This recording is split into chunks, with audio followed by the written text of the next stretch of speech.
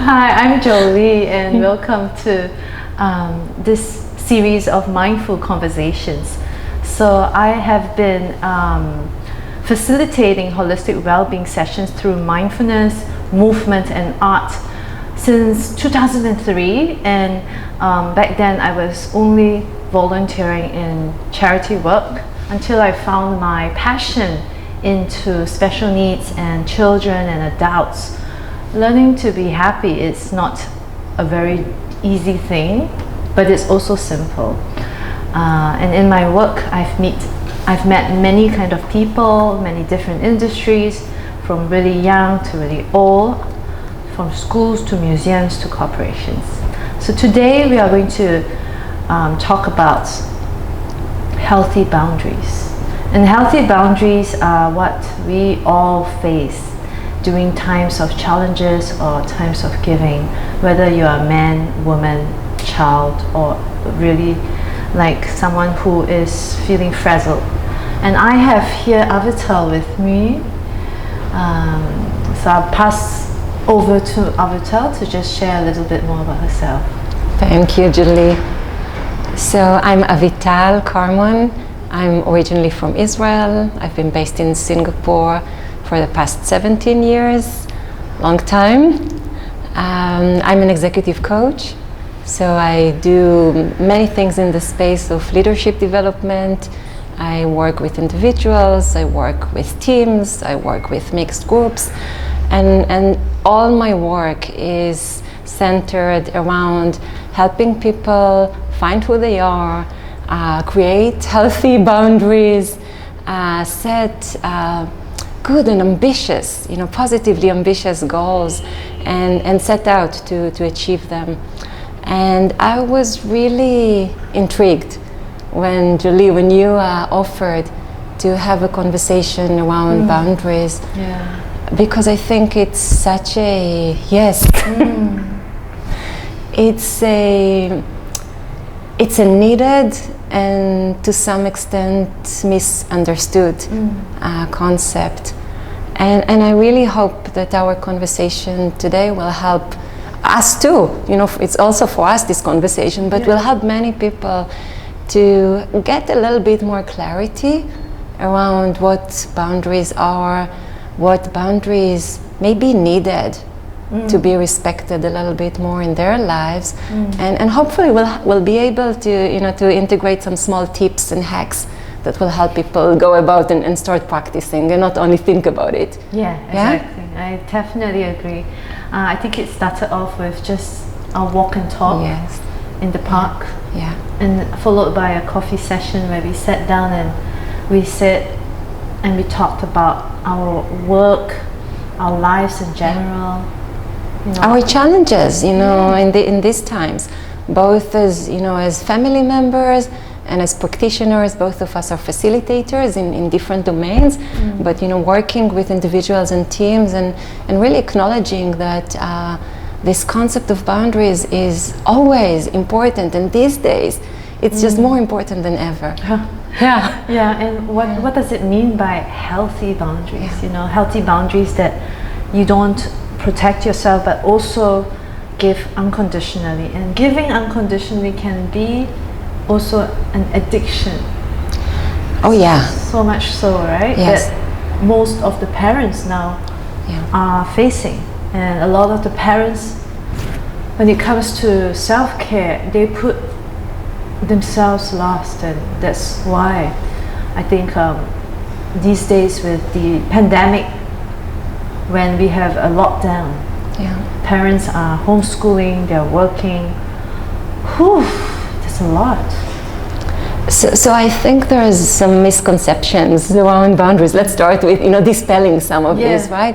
And I think the key thing is that we're creating some stories around what boundaries are. So I can't put boundaries in place if I want to be a genuinely giving person in any life domain, right?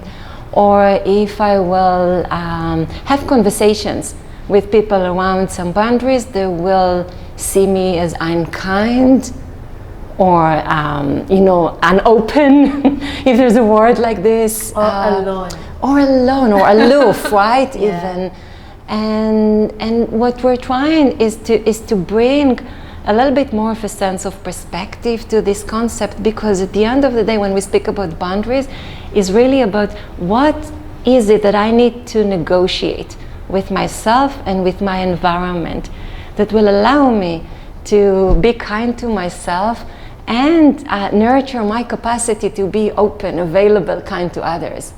Right? That's the goal.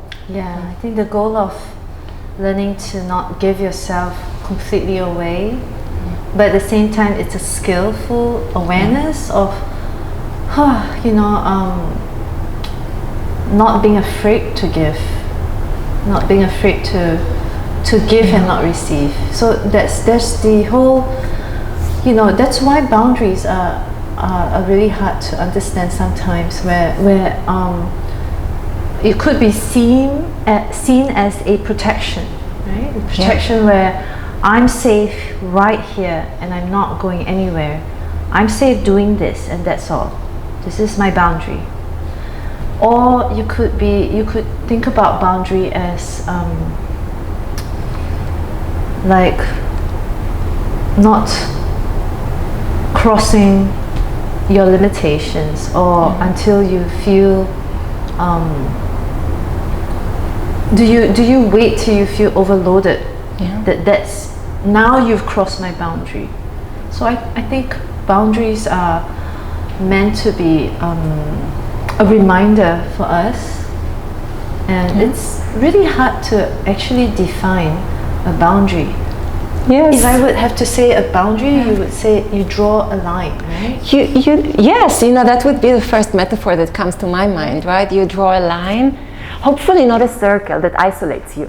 So really, I like thinking about a line, right? That says, I'm here now, and here is a gentle border, and this border is not stationary. It can be shifted. Exactly, like over time, right? Or it can become a little bit higher or lower, depending on the specific situation, circumstances, and my well-being at the moment.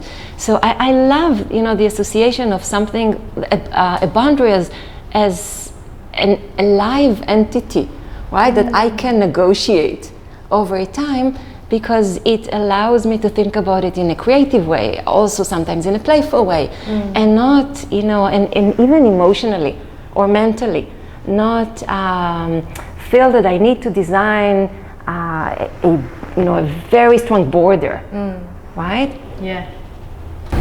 Boundary. Yeah, we need to define, right, what the boundary is.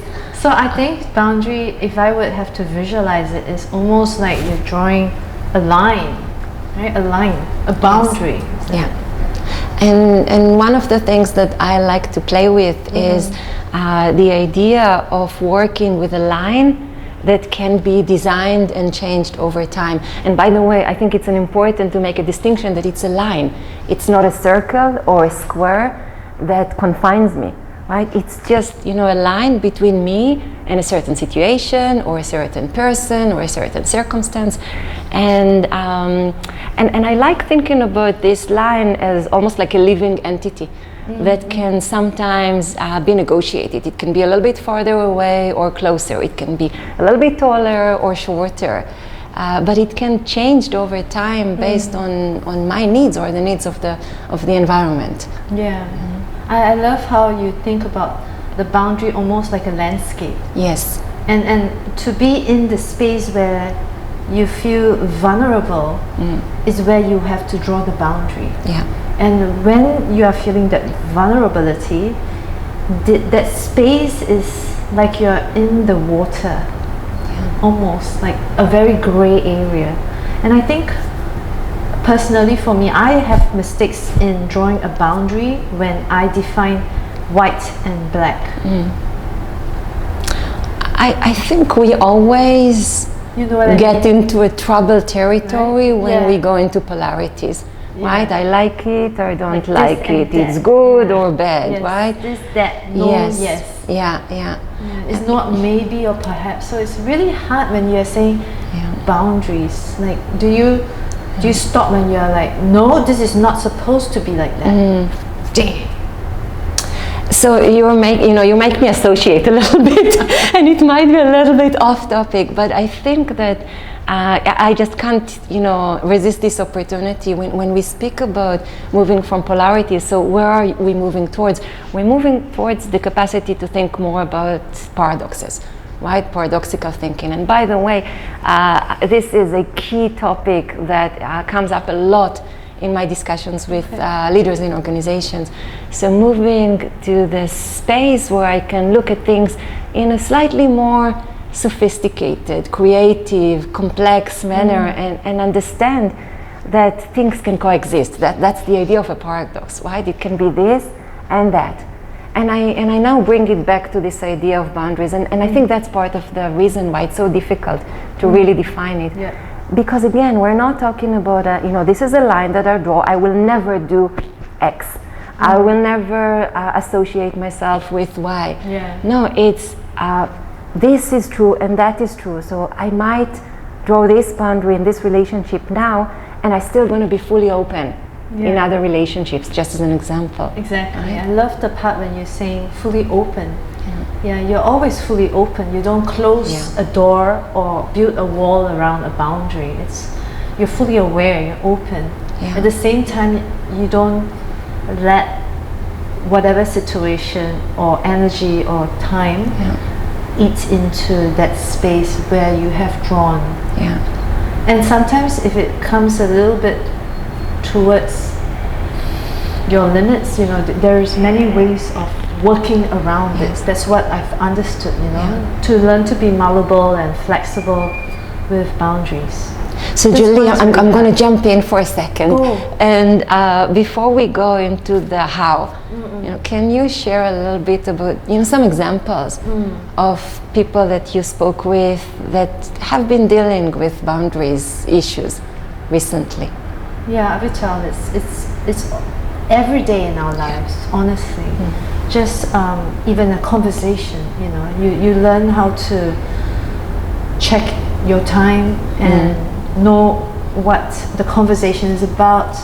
But most of it, I would set an example, would be, these days with the COVID period, homeschooling and adapting to a new change, lockdowns for facilitators like us, for organization, businesses, parents, we are all learning to cope in a very fast pace and adapt very quickly.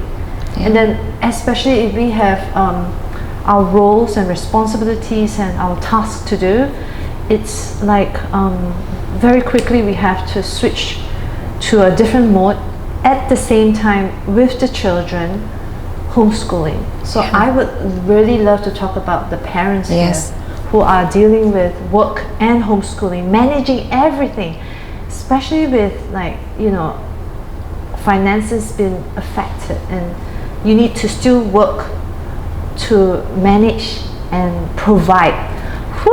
That's a lot of work. So boundaries for that part of it, I think it's slightly blurred, and it's hard to even know where your boundary is.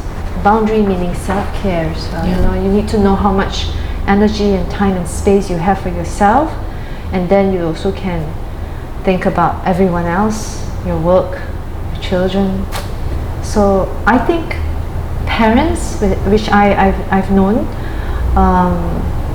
would always place their children first, and at all times it's always children first, so much so that they work all the time. Women especially. And then they provide, and they also cook, and they tuck them in bed and everything else emotionally. And then I can't do anything else now with my work online and my children, and also tucking them to bed now that they're homeschooling. I don't have any time to do my self-care routine. Let me just wait for that till this lockdown is over, and the lockdown is usually 1 month. And that's a long time for not having your own space and time. And I think, in the context of, our conversation is in the context of mental health, right? And being on all the time comes with a price. Right? It does, yeah. It's one of these things that is just so simple, and we forget, all of us, me included. It comes with a price, and we can't wait for the time when I will be a little bit more available, or my kids will grow up, or will go back to school, or a parent will feel better, or something will happen at work to take care of myself, and also the emotional needs of my family. Right? I think when it's so fast paced, everything is just going on and back, and it's just fast forward. I think we all need that gentle reminder. That's why we're here to talk about this boundary. Yes. And these healthy boundaries, even though it's really hard to do it right now during this fast-paced society. So the way I think about it is, how can we bring a little bit gentleness even to this practice, right? Because if I track back a little bit, it demands some reflection, and it demands some commitments to myself, right? To draw a boundary, and then it demands courage to go and speak about it. So Brené Brown is one of my teachers, and she speaks a lot. The essence of her work is about the relationship between vulnerability and courage, and often we disassociate the two. We think that courage is just courage, but if you think about it, I can't think of any example of any action that involves courage that doesn't also involve a sensation of vulnerability, right? It just doesn't exist, right? So we need to lean into this space of vulnerability and exercise courage to not only think about the boundaries that I need, but actually go out there and have a conversation. Jolie, here's what I really need now. Yeah. That's courageous. It is, of course, asking for help. Learning to say that I'm not doing well. I'm feeling tired. Just by saying those words, that sense of relief.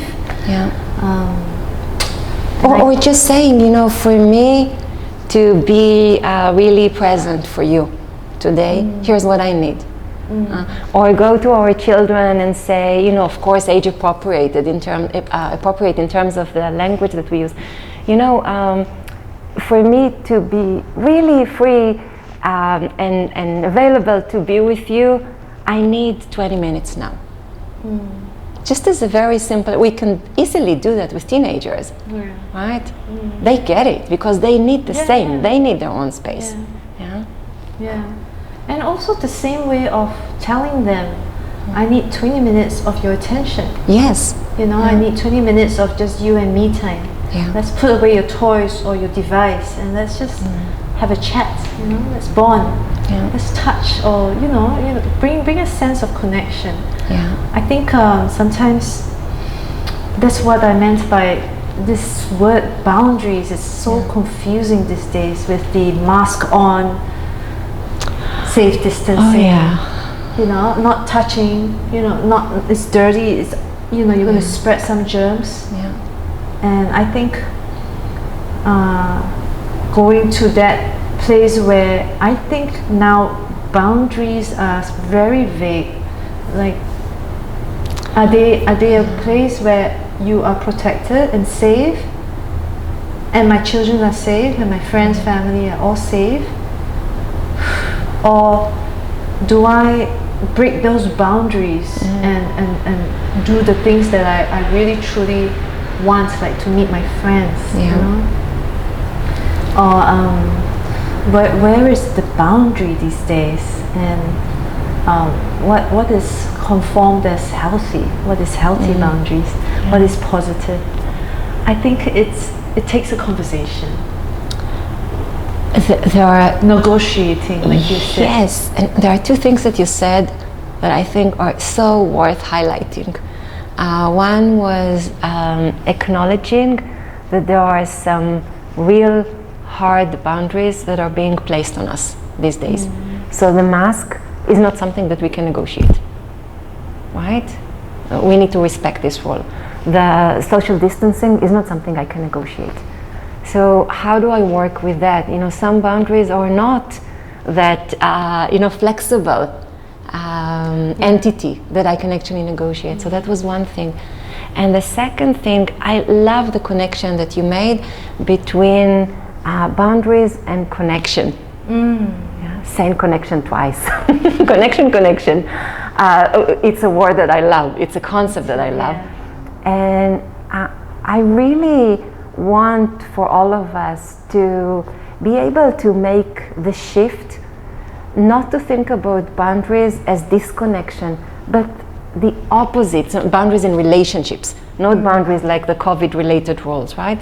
But boundaries in our relationship with people are actually facilitators. They allow us to create the conditions where the relationship between us can actually thrive, because we are communicating our needs, and we're practicing openness and trust and transparency in conversation, and that actually, these are the building blocks of relationships and connection. Right? And just imagining us now masked and talking, how do we still find that connection? How do we still relate to each other?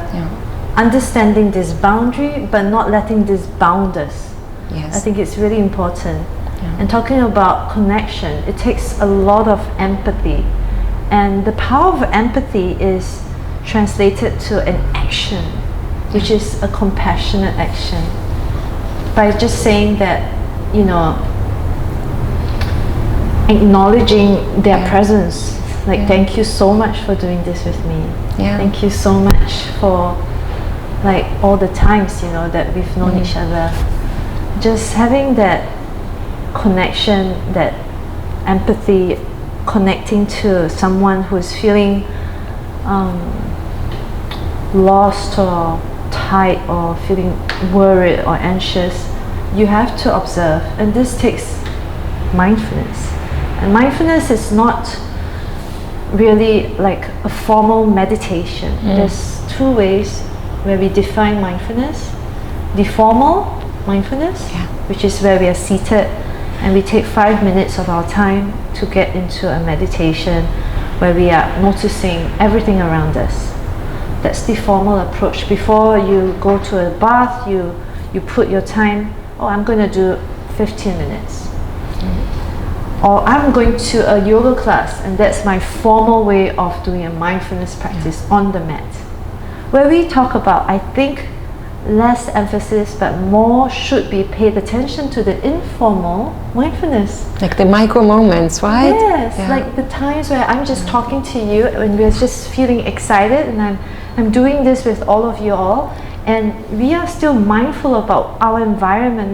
We are understanding the space around us. We're not just absorbed into our own mind and our body, the matter in the body, but really about the space and being conscious about environment. Having that mask on. Why are we having the mask on? It's important to know we are learning to be more considerate and not spread it, but rather than saying, I cannot, don't touch me, the nose is out of the mask. Don't pick on those areas or criticize or judge, but rather understand why are these here for us? Why is this boundary here for us? Just like when you're drawing a line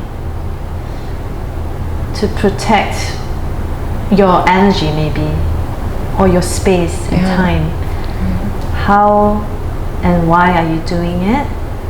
Probably will help us to know a little bit more about learning to be flexible with it whenever needs to be, because it can't be just about ourselves, right? That's probably, I think, what I'm trying to share or discuss with you is that I think I know boundary is like a self-boundary, but it also has to be of relation and connection. And it can not isolating. No, it's not isolated. It's always in a relationship, right? Because if I if I think about it from the perspective of just me as an individual, then again, I'm isolating myself. But what we hope for us and everybody and the people we love is that we will be able to, to reflect about and practice this concept in relationship to other people. And situations, also situations. So when I say negotiating, there is a first bit of just me internally negotiating with myself. What am I willing to say yes to? What am I willing to say no to? What will serve my needs or the needs of my family or the needs of my work team currently, right? Today or this week or in a certain situation. And then I need to go out there and involve others in a conversation, because if it just stays with me, then again it's isolated. Right? It's not in relationship. So then I'll go out there and I'll have a conversation with my child or with my partner or with my colleagues and reach a conclusion that will hopefully be a good fit for us. Now, this might sound really difficult, especially if we're not used to having conversations like this. So again, I want to bring a little bit of gentleness.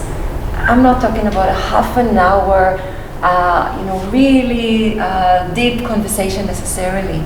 It can be as simple, it can start, with something as simple as going to my partner and saying, here's what I need from you tomorrow. Or here's what will really help me today. And then hopefully, it's like a muscle, right? Develop this muscle of having conversations about boundaries and needs and support for each other. I want to ask, because the problem these days is not having enough time. I can relate. Right. Not having enough time for me to, I have no time to do this. Most of the time I see the stress happening is because I have no time to do this. Don't ask me this now. After this, you finish your homework, you finish your task first, then we talk. But at the moment of need, when you are feeling this feeling of burst, right? Like a burst of emotions, and the feeling of emotions when they are at a rage point, it's where you just want a form of comfort or touch. And sometimes it could be shown maybe negatively, in a way like I would throw something, or I would just shout or say something really hurtful. So how do you think when that comes, right, how would you draw boundaries? Do you know what I mean? I want to say one more thing before that that relates to what you just shared. I think that, and this is true in any relationship. It just happens so much, that's why. Yes, of course. But I think that we are, in many relationships and contexts, we're so busy trying to address ineffective behaviors and fix things. Right? and we actually don't invest enough, and we don't create opportunities to address the behaviors that will allow us not to get, to the end of the rope when I'm, hanging there and I don't have a breath, and then I snap. Right? And of course we all snap, but how do we minimize these moments? How do we train ourselves, to sit with ourselves, and again, I'm repeating myself, reflect about boundaries, about needs, about wishes, and go and have conversations with people that will allow us to decrease the number of instances where I feel that I'm about to burst.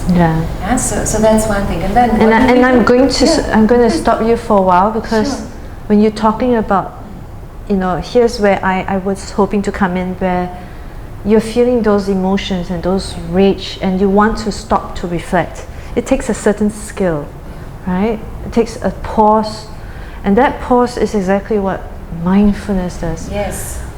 And I think that's how we just can take a deep breath from now, and then breathe it all out. And that moment is a gentle pause, that gentleness Avital is talking about. that draws you into a sense of awareness, to pay attention and explore the sensations in your body and with the person in front of you. You can see they're out of control. You can feel yourself, and you have to take a pause and know exactly at that quiet or a very short space or span of time to like tell yourself, I need to touch my cup of tea, or I need to just look into the person's eye. No, you know, this is not how I feel. You are upset. I am scared. And speak mainly from a place where you are feeling, not what you're just thinking. I think the problem when we are in a place of, like you were saying, I need to take a pause, that moment already is a place where it's a fury space. And that fury space, to take that pause, you really need a skill where you are observing. Suddenly you have to switch your mindset and look at the emotions, the sensations. A breath in, a few breaths in is really helpful. And then know exactly what to say to just get that boundary across. I'm describing the process. Yes, I think the process wonderful. is the hardest part, you know, to be aware of. I think that everything starts with the breath. We know that, right? Our life starts with the breath, and our capacity to see, you know, what's going on internally and externally. It's true. Starts with the breath. Yes. And I think it would be great if we throw in a few more tips, right? In addition to that. Go ahead. One would be, in addition to the breath, to learn to notice our bodies, right? In the moment and over time. So often, when I'm hooked with an emotion, there's going to be a body expression of that, and it's different for different people, right? So some of the examples we see might be, you know, I feel that my spine is a bit chilly, or, you know, I feel that I'm blushing, or I feel suddenly really small, or I feel that my leg is twitching, you know. So for each one of us, there's going to be a bodily expression that is typically a pattern, that will give me a signal that, oh, you're now in the grip. Yeah? So if I'm able to just know a couple of these signals, then it helps me, right, to remember that, oh, this is the time for a breath. So that would be one tip, to really follow your body, because your body is your guide to your emotional state. Yes, and what you do with the body as well. Exactly, but it, you know, it's the signal that, oh, there is a need to actually pause and do something. There's a need to take a breath. There's a need to observe. Yeah, the flight and the fight response. Yeah. Exactly. Another one, once there's already an awareness that I'm in the grip, and I know that I'm in the grip, and I want to do something about it, then there's the breath as a first resort, you know, for all of us. And then I might also have like a small, I like to call it a small toolkit of strategies, right? For one of us, it might be that just looking out the window and having this wide perspective rather than looking here can be really helpful. For another person, it might be a reminder to, if we don't have to continue the conversation, to take a pause, go somewhere and listen to a calming, or the opposite, a pick-me-up song, right? But the one that will be already ready for me in my playlist, that I know that works for me. For one of us, for another person, it might be, I'm just going to take a 5 minutes walk outside. So we need to have like and it's strategies, really isn't simple it? Yeah. strategies, simple. They don't take a lot of time. They don't take a lot of thinking. They don't take any planning. But I just know that, for example, if I'm feeling this, okay, there's the breath, and then for me, for example, just looking out the window already helps. It creates a bigger perspective. Yeah, I think adding on to that is, of course, the breath techniques. I mean, all of us, we would know, me and Avital would know the breath techniques, but it's really simple to do. Either you can use your fingers to draw your breath, right? Breathing in and out, breathing in and out. Let it be very natural. You can draw it with your fingers and feel your fingertips. Yeah, me too. Or you can just, because obviously when you're in a quarrel, you are doing this and people are like, oh, wow, it just immediately soothes them as well. Or you can just focus naturally on your breath and counting your breath and making it even. I think the inhalation is really important. I often notice, especially during COVID times, I always tell everyone, please breathe in more. Because we're so constricted, we feel that our breath is actually more shallow. We're taking a lot lesser oxygen because of the mask and before, but many reasons. Like when you're upset, your breath is shallow too. And you dull, your breath is very shallow. Your inhalation is very shallow.